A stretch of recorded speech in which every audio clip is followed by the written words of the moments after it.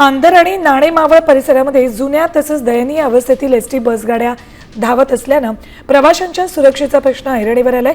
तुटलेल्या खिडक्या, फाटलेल्या सीट्स आणि बसमध्ये धुळीचे थर साचलेत। तसंच जीर्ण झालेल्या खराब गाड्यांमुळे प्रवाशांना जीव मुठीत घेऊन प्रवास करावा लागतोय। त्यामुळे प्रवाशांकडून सुरक्षित आणि स्वच्छ एसटी बसची मागणी होतीये।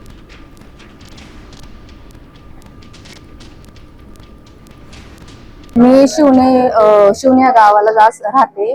मी तळेगाव पासून ते शिवणेपर्यंत प्रवास करते।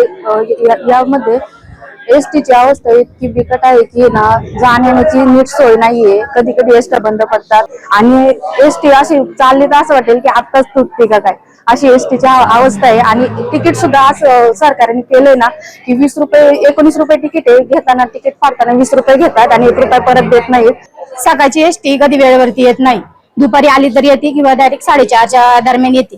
इतका वेळ कॉलेजच्या विद्यार्थ्यांना थांबता येत नाही, त्यामुळे आम्हाला हात करून जावं लागतं आमच्या गावाला। आमची अशी इच्छा आहे की त्यामध्ये सरकारने एकदा तरी या एसटीने प्रवास केला पाहिजे।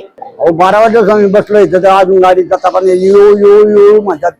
काय आज 2 तास व्हायला आले, अजून गाडीचा तपास नाही। काय करावं आम्ही म्हाताऱ्या माणसांनी, काय करायचं? आता इलाज नाही।